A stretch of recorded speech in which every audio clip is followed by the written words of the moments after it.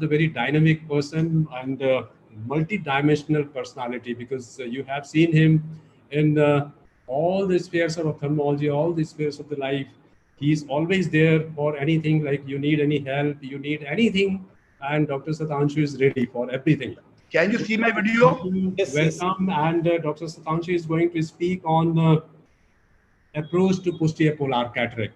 Dr. Satanshu, now, Can you see my video? yeah, we can see now your presentation. Good. Yesterday I could not start it. Thank Yeah. you. Thank you, Rajendra. It is always an honor to be part of your session course because we learn a lot of things. So my topic is management of posterior polar cataract. So main thing in the posterior polar cataract is that if you take precautions and you are pretty aware that there is a chance of PC rupture in posterior polar cataract, you can achieve high success rate. What are the preliminary examination, pre-operative examination? It is a one-like appearance. You can see easily on the slit lamp. You have to differentiate it with posterior subcapsular cataract. So if you are aware that there are chances of PC rupture, you will take all the precautions. You should know in 33% cases of posterior polar cataract, there are chances of posterior capsule defects. What are the precautions, the tips you should take? Number one, capsular axis. It should be 5.5 or less, because in case of PC rupture, you can implant the lens over the canthia capsule. It should be not too small, not too large. No hydrodissection, otherwise it will increase posterior capsule descent. So hydrodissection should be avoided. In such cases, you see hydrodissection done, PC is ruptured.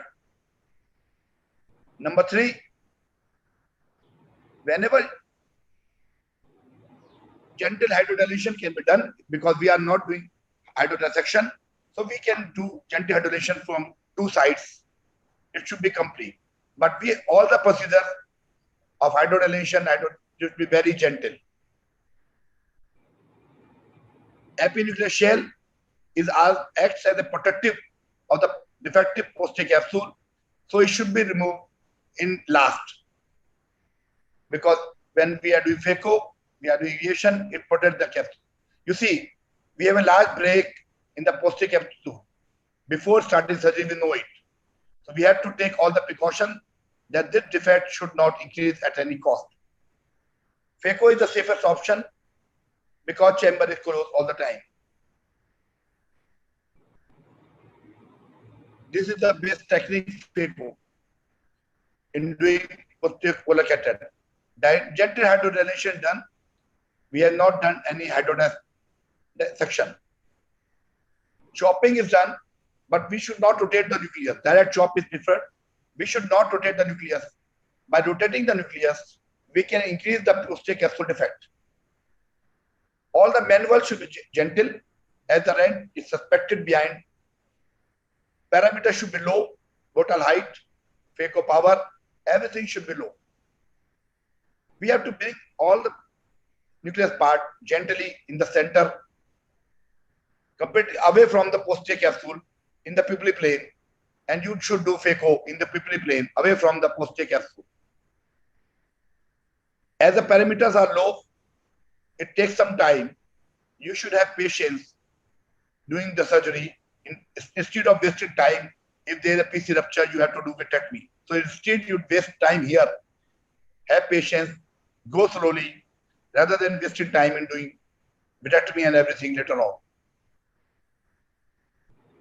Epinuclear shell should be removed last, because substitute for the posterior capsule, it is protecting the posterior capsule.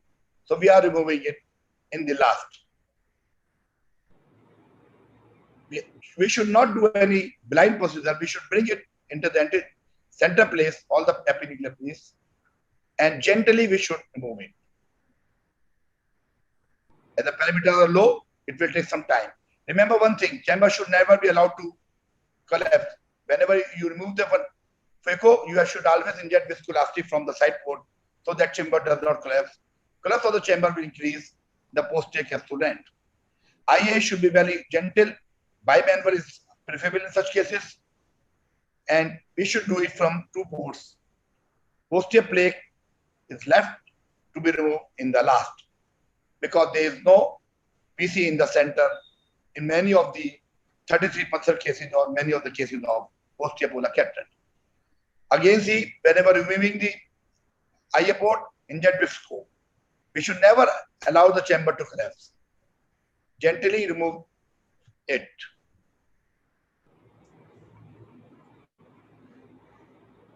We can see this is the posterior capsular defect already there in the center and which was pre-existing. It has not increased even after the surgery.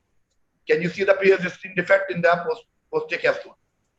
It has not increased. There is no vitreous loss. No, this is the defect. So if you follow the 10 rules, correct preoperative diagnosis, shell, small but adequate rexis, no hydrodissection, gentle hydrodelineation, no nucleus rotation, AC should be maintained every time, parameters should be low to total height, slow motion phaco, have patience, no panic. If there's a complication in PCR, you have to take care of it patiently.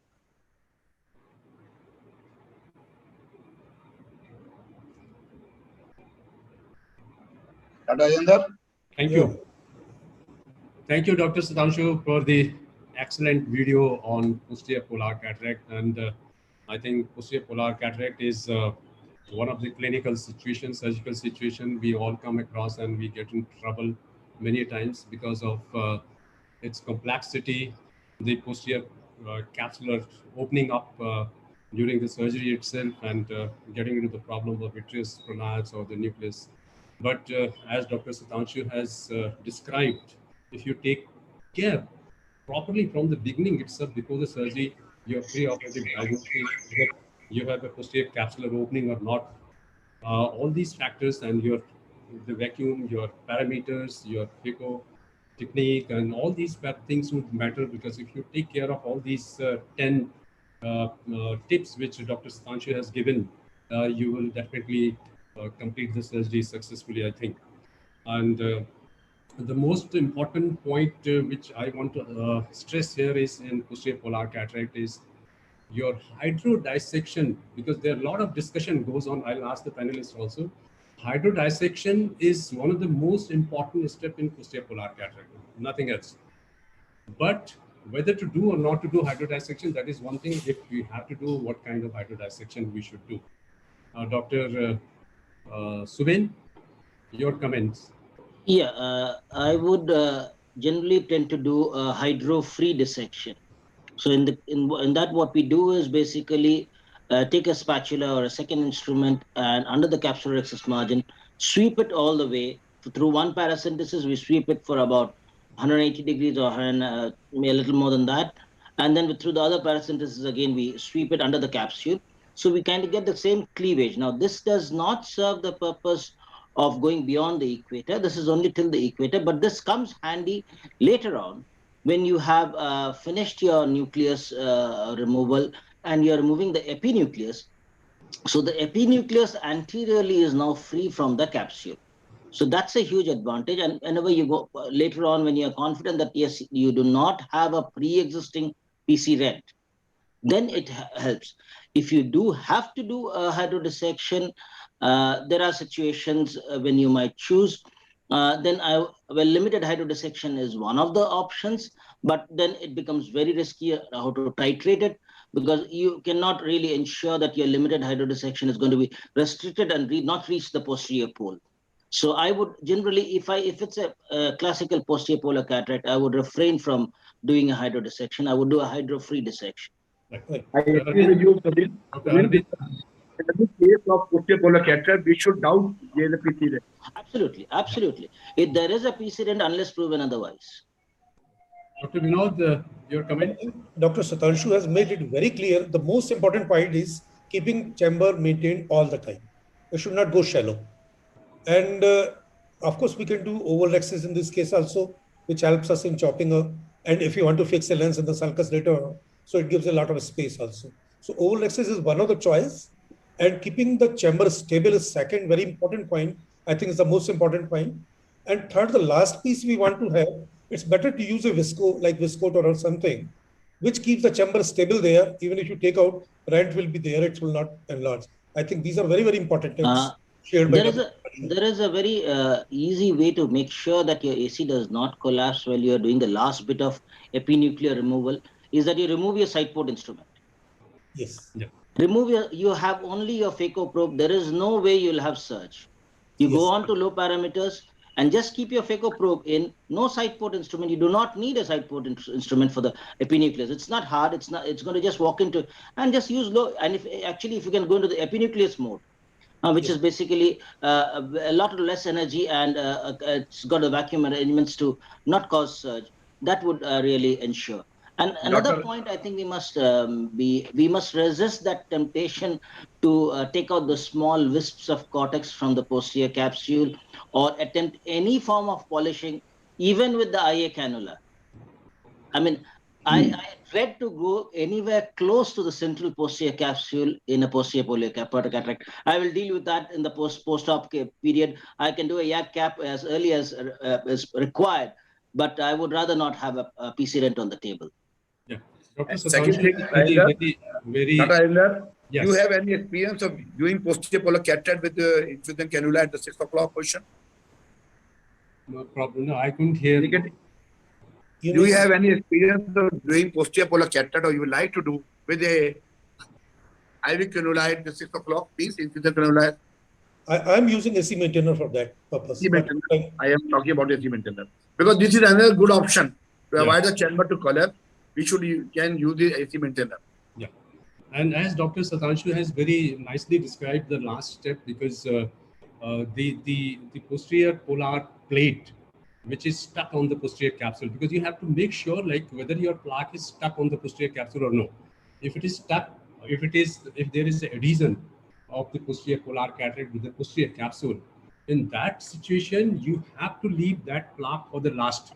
He has very clearly shown it, very nicely shown. Dr. Satanshu said, like you leave the plaque for the last. You remove the cortex, you remove the epinucleus, and we call it as a partial segmentation of the epinucleus. Like you hold the epinucleus from the periphery, start sucking and go towards the center, but break it off at least 3 millimeter away from the center.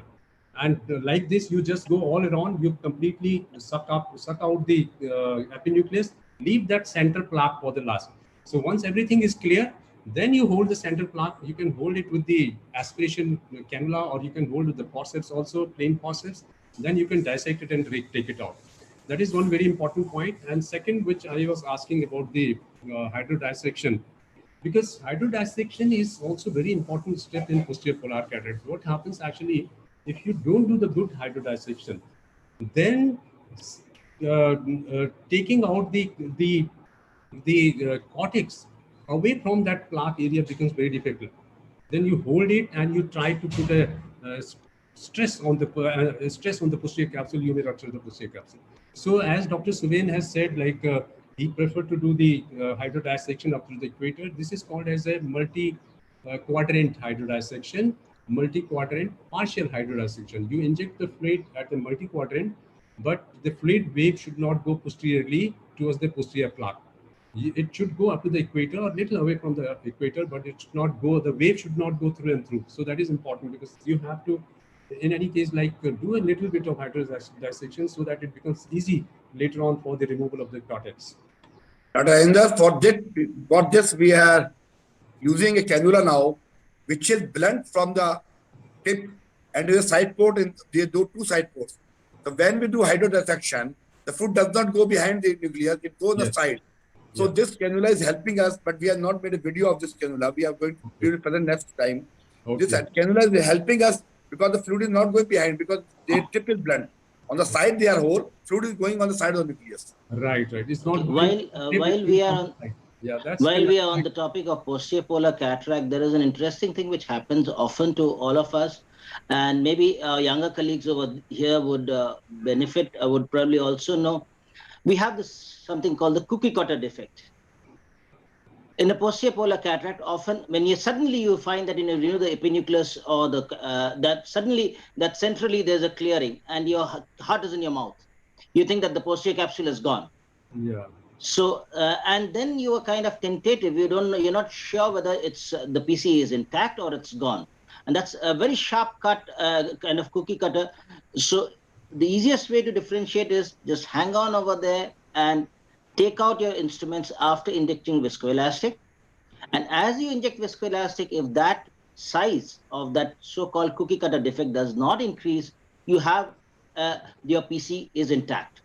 If the size increases or which just messes around a little bit, you know you've done the damage. Yes. So that's, I think, a very important differentiate. I think in posterior polar cataract, if you are not getting a hole even, still the posterior surface of the capsule is very, very weak. Yes. So one has to be very careful not to polish that part. That's very, very important. I think that's a very important tip for them. Already, Subin has said it is better to do the yak sortie later on rather than to the PCR in the table.